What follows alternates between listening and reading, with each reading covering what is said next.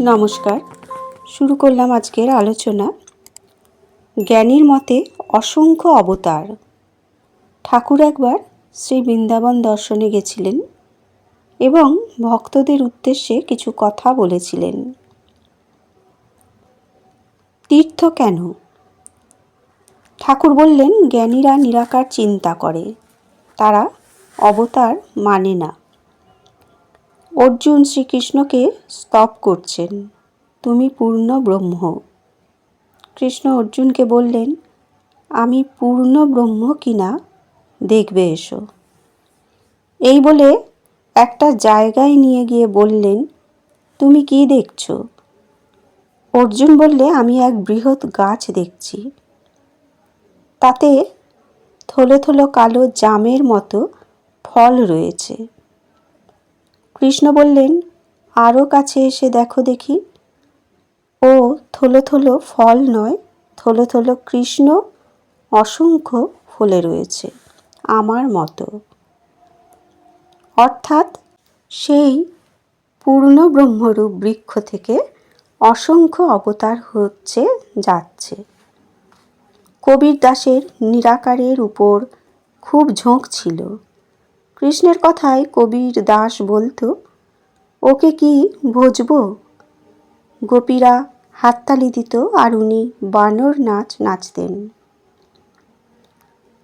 আমি সাকারবাদীর কাছে সাকার, আবার নিরাকারবাদীর কাছে নিরাকার।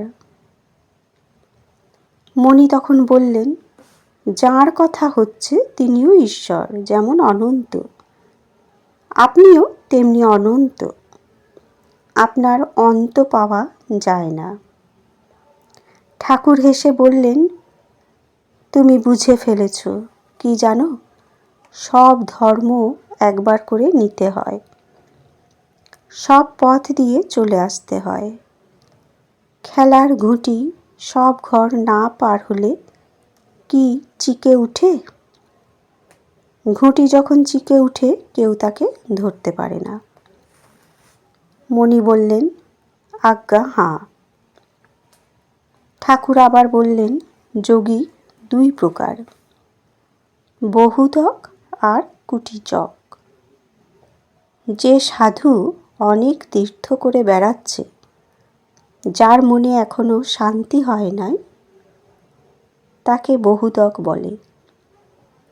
আর যে যোগী সব ঘুরে মন স্থির করেছে, যার শান্তি হয়ে গেছে, সে এক জায়গায় আসন করে বসে আর নড়ে না। সেই এক স্থানে বসেই তার আনন্দ, তার তীর্থে যাওয়ার কোনো প্রয়োজন করে না। যদি সে তীর্থে যায়, সে কেবল উদ্দীপনের জন্যে। ঠাকুর বললেন, আমায় সব ধর্ম একবার করে নিতে হয়েছিল। হিন্দু, মুসলমান, খ্রিস্টান, আবার শাক্ত, বৈষ্ণব, বেদান্ত, এসব পথ দিয়েও আসতে হয়েছে। দেখলাম সেই এক ঈশ্বর, তাঁর কাছেই সকলেই আসছে, ভিন্ন ভিন্ন পথ দিয়ে। তারপর তিনি বললেন, তীর্থে গেলাম, তা একবার ভারী কষ্ট হতো। কাশীতে সেজবাবুদের সঙ্গে রাজাবাবুদের বৈঠকখানায় গিয়েছিলাম। সেখানে দেখি তারা বিষয়ের কথা করছে, টাকা, জমি, এইসব কথা। কথা শুনে আমি কাঁদতে লাগলাম।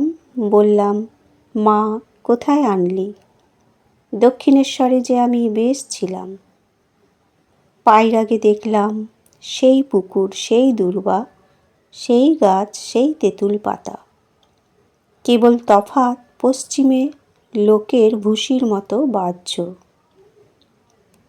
তবে তীর্থে উদ্দীপন হয় বটে। মথুরবাবুর সঙ্গে বৃন্দাবনে গেলাম। মথুরবাবুর বাড়ির মেয়েরাও ছিল, হৃদেও ছিল। কালীয় দমন ঘাট দেখবা মাত্রই উদ্দীপন হতো। আমি বিহ্বল হয়ে যেতাম। হৃদে আমায় যমুনার সেই ঘাটে ছেলেটির মতো নাওয়াতো। যমুনার তীরে সন্ধ্যার সময় বেড়াতে যেতাম। যমুনার চড়া দিয়ে সেই সময় গোষ্ঠ হতে গরু সব ফিরে আসত।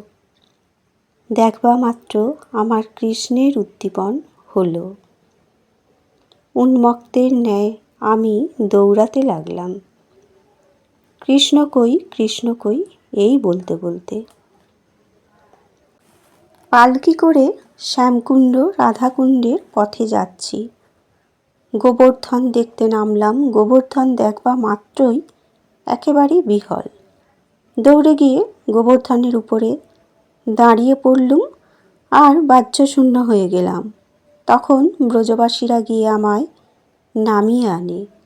শ্যামকুণ্ড রাধাকুণ্ড পথে সেই মাঠ আর গাছপালা, পাখি, হরিণ এইসব দেখে বিহল হয়ে গেলাম।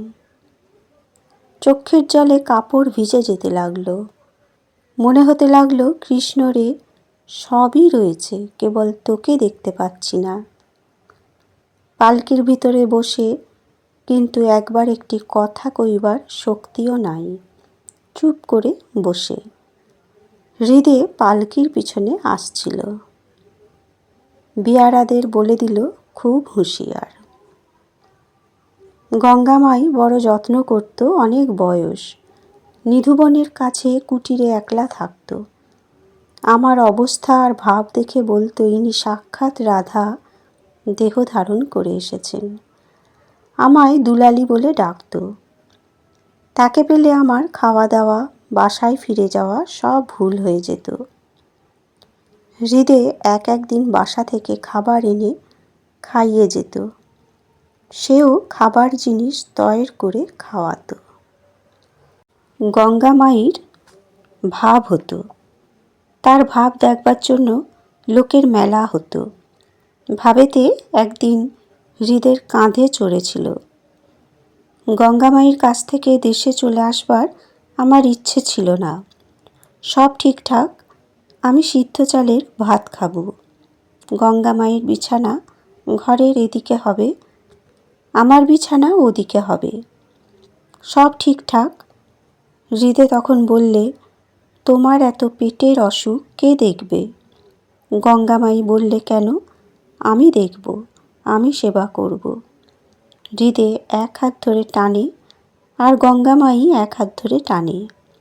এমন সময় মাকে মনে পড়ল।